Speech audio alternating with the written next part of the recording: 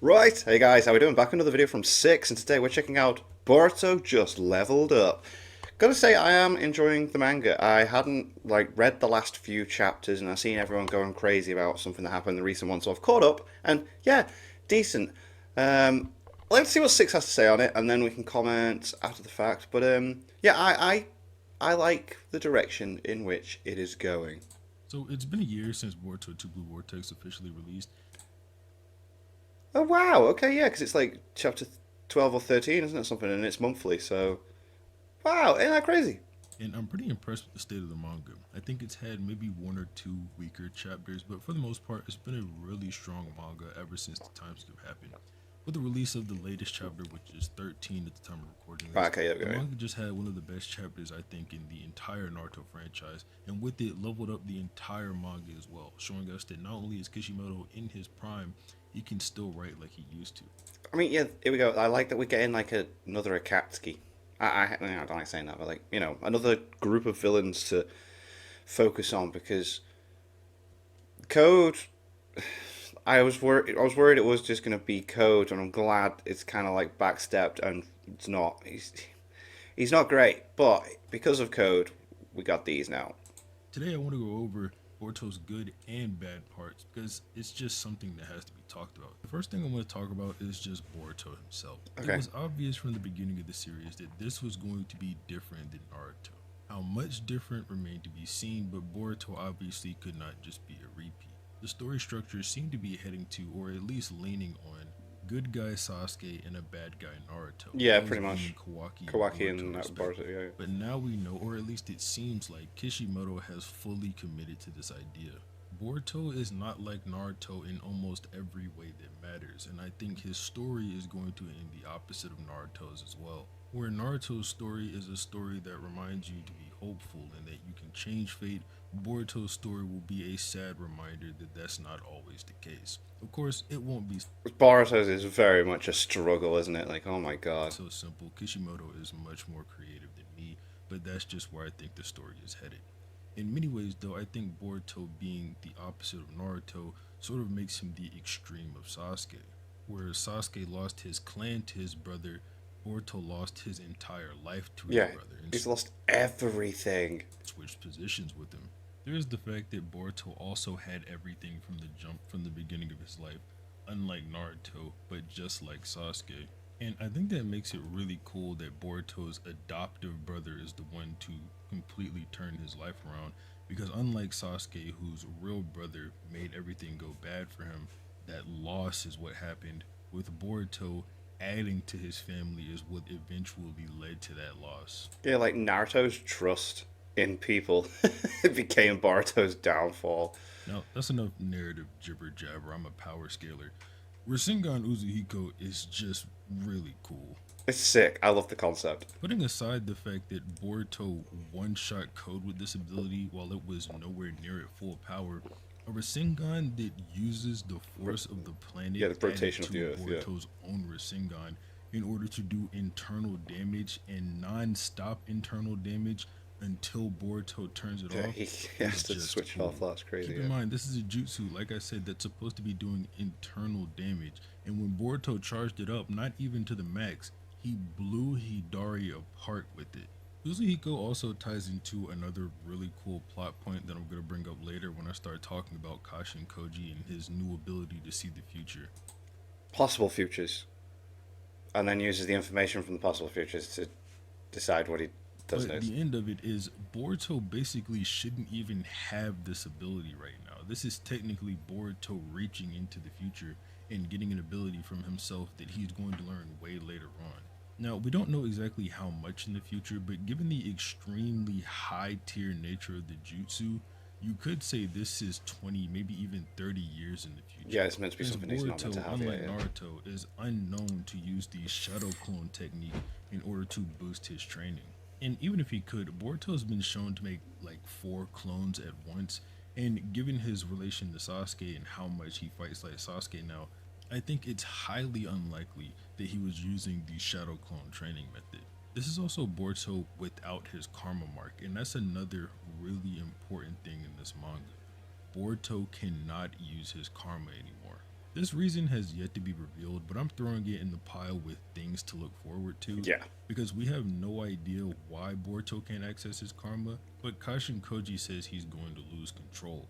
yeah, that's pretty much it. You'll get taken This over. possibly means over the time skip, the connection between Boruto and Momoshiki through the karma grew so strong to the point that even using karma will cause Momoshiki to take over Boruto's That's what I body. think as well. Yeah. And obviously, that's an extremely bad thing with Boruto being as powerful as As he he is, is. yeah, jeez. With the karma boost on top of that, Momoshiki could run through a lot of the verse at this point.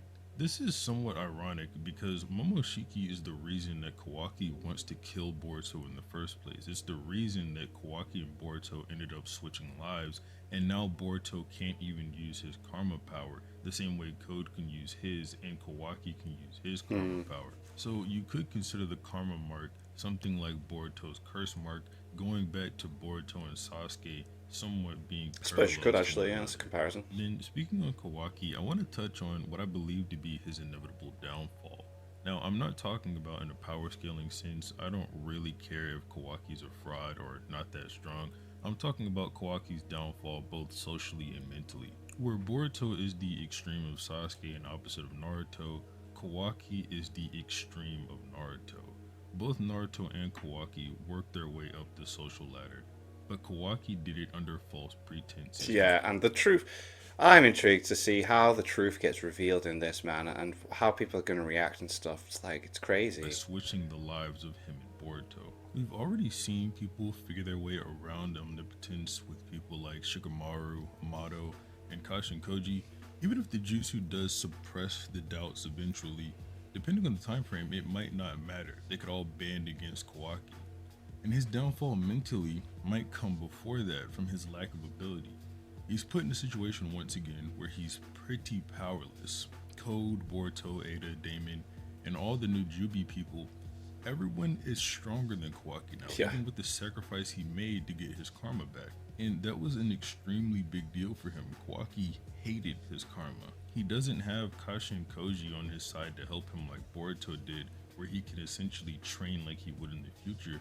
All he has is to be able to lean on his karma even more and try to grasp at even a monochrome of power that these other people have. Now I want to talk about Kurama's return to the story. Yo. Baruyama was perceived as a different type of death, but that doesn't justify Kurama coming back not making sense. We're told that I mean, I didn't mind it. I did not mind it. When I saw little cute Kurama here, I was like, yes, he's back. I mean, he does explain it, but it's kind of like, but still, it's cool. What happens with her hair and the Biju bomb and that, was like, whoa. Biju will always come back. It just seemed as if Baruyama was going to be a different type of death where Kurama would never come back. That being said, this is something I do not like, and it's mainly just Kurama's tie to Himawari that makes me feel this way. Kurama coming back in general is something that I'm completely fine with. I love Kurama. He's one of my favorite Naruto characters to ever exist. The concept is fine, I just don't think that the execution is really there. Himawari especially not being really a character until Two Blue Vortex. She's got a lot to do and prove in order for me to enjoy. Well, no, because we had a moment, didn't we, with Damon, where he saw Himawari and he made a comment about it, didn't he? He said, like, someone like you, some passing thing that was, like, very much cryptic. Her time on screen. Himawari versus Jura was okay. No, full for time the skip, most wasn't part, it? but that was I think. mainly because of Jura. Himawari doesn't do anything particularly cool in that fight, except bring out Jura's interest in fighting and make him want to go all out for the first time. So for the most part, I think this 2 to 3 chapter stretch is pretty much the weakest part of Two Blue Vortex so far, and some of the weakest chapters I've seen from the Naruto franchise. Now, I mentioned Jura, and Jura is part of this new Jubi villain group. Some people are calling them the Jutastic Four. They don't have a name yet. Maybe they'll get a name in the future. But so far, they seem to be a little bit more interesting. The way these divine tree people are made is that one person gets grabbed by a clog rhyme, that person is turned into a tree, their chakra is sent to the Jubi, and it in turn makes a completely new person. So far, the people who have been taken in are Sasuke, Moegi, and Code's assistant Bug. These people all seem to be the opposite of what the other person was in their original life. Where the person that the original host loved the most, the Jubi clone wants to devour the most, just like the God Tree always does. We don't know who Jura is a clone of yet, but there are some theories being thrown around that he just might be the main Ten Tails given a personality. That'd be cool. And I would think like that's that. probably the more likely route that's going to be going on for the rest of the series. At the end of the latest chapter, we learn that we're about to see another one of these Jubi clones appear, and this is a chance for something extremely cool to happen. Now, it could be Shinki, it could be Orochimaru, it could be Gaara, it could even be Kakashi. It would be Kakashi's first appearance in the Boruto manga as a whole. He did not show up at all in part 1, Yeah. and he hasn't shown up yet into Blue Vortex. Which is so the crazy. potential here is quite insane, though. If Gaara or Shinki is to be absorbed, that would be a nice way to bring the Sand Village into the fold of Boruto, where most of the other villages have been out of the story for the most part. It being Shinki Yeah, is also expand the increasingly world again. likely, as we see a future vision from Kashin Koji showing us that Shinki has indeed turned into a Jubi clone. A lot of people have thought this to be Naruto's clone, but I really disagree, as Naruto's locked away in Ishiki's timeless dimension as Kawaki put him there, so I don't really see how Naruto could get a Jubi clone. Unless it was to grab onto some remnant of chakra, like Kawaki's prosthetic arm that Naruto powered way back during part 1 after Kawaki lost his arm in the Delta fight. But we don't even really know if the Jubi clones can latch onto that and then recreate a personality from it. It's just certainly a possibility and something that I think could be pretty cool. It could be Orochimaru, but it would be a little weird if it was Orochimaru because I don't know who Orochimaru would go for. Yeah, having the opposite of Orochimaru would be like having a good guy, you know what I mean? Instincts tell me he would probably go for Jiraiya or Jiraiya's clone, that being Kashin Koji, and that would be a nice way to bring Kashin Koji into the fold and maybe see him fight again. But I really don't know if Jiraiya is who Orochimaru loves the most. They were best friends, but they didn't exactly end on the best terms. No, not so at all. I don't know how likely it is for Orochimaru to still care for Jiraiya that much. Another person he could possibly go for is Mitsuki, as he does show to care somewhat about his children. Huh. But again, it's Orochimaru, so we really have no idea. Yeah, who maybe he just could looks like target. it's an I experiment. would kind of thing, personally I don't know. enjoy it more if he was to go for Mitsuki, just to give all of the children someone to go after. Mitsuki is also in the middle of a giant identity crisis right now, and saving his father might be what helps him discover himself. Kakashi is kind of the least interesting one here. I don't really know who he could go for at Yeah, it's one of those because we don't know what Kakashi's been up to this whole time. We've not seen what he's been going through, what's been happening. So, all. The only other person I could think of would be Mike Guy, but Mike Guy is in a wheelchair, and I don't really know if I want to see 8th Gate Mike Guy wheelchair form. It doesn't really sound too interesting. Another person is potentially Mirai, but Mirai and Kakashi only really interact in that novel and the manga that's I've bought the somewhat first volume of that questionable manga. if it's I want to canon, read it. so It's I very don't know sweet. how likely that is to happen. Now, on to the big thing. Getting back into my mangas actually because I'm up to date with Jujutsu Kaisen. Whoa. I love how. Anyway, Zone 100, getting into that. Kaiju number 8, I'm pretty much caught up with the volumes and these Naruto ones as well. Chapter 13, Kashin Koji skyrocket into relevancy after awakening the Shinjutsu known as prescience. This is the ability to see all possible futures. The way Kashin Koji describes it, their future isn't simply one straight paths. Different narratives get snuffed out based on which branch of each multi-forked crossroad is taken. It's a battle royale between destinies. He describes that one future they've already escaped is one where Ishiki kills Naruto and then resurrected into Kawaki's body. He plants a divine tree and then the earth perishes. Done. And even though that didn't happen, he says that there was a big likelihood of it. And another example is the day that Naruto disappeared. Whenever Kawaki and Boruto had that confrontation, if Kawaki had managed to kill Boruto and kill Sarada as well, then he would have lost tremendously to Code and then been devoured by Ten Tails, in which the planet would be destroyed. But a future that has not happened yet, the very worst possible future, is one where Boruto ends up being killed by Jura. It's not an absolute thing, but as Kashin Koji says, Worst case a scenario. whole lot of futures show it happening. And then what follows from that is fairly similar. Kawaki gets devoured and the planet dies. Kashin Koji expresses how this future must be avoided at all costs, and on some level it might have already begun to change. At the end of last chapter, Jura pierced Boruto's heart with one of his eye lasers, and at the beginning of this chapter, he's about to finish Boruto off when he's called to do something else. He calls Boruto a truly lucky man and says it's as if the heavens themselves are decreeing that he remains alive. Perhaps it is some divine intervention. He's not too far off, as Kashin Koji's new divine ability has helped Boruto stay alive as long as he has and accomplish the things that he has. As Kashin Koji says, the biggest advantage of his prescience jutsu is the ability to gather intel.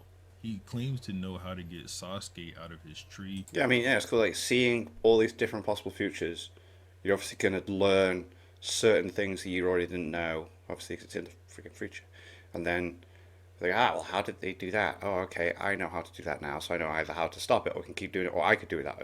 And he's going to help Boruto prevent this worst possible future from happening. And he's already helped him greatly with his intel by helping him gain the Flying Raijin and the Rasengan Uzuhiko. One thing I do think this manga is fumbling on, though, is Sarada's Mangekyo Sharingan abilities, as we have absolutely no idea what they could do or when they're ever going to come out again. True, because that was just like just before the time skip, wasn't it? I do think that's more of a fumble, though, rather than an actual knock on the manga. The most exciting part of the manga going forward is going to be seeing these new Jubi clones that are going to be appearing and how they make other people come to the Jubi story.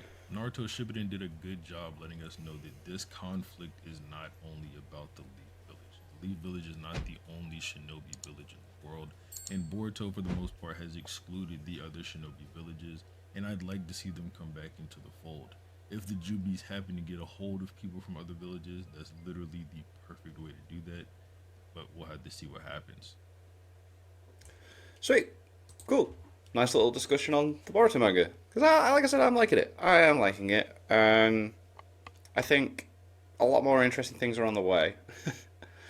It's a monthly thing, so you know the art's definitely improved from the original Boruto run, and yeah, interesting villains. Wait and see what happens next.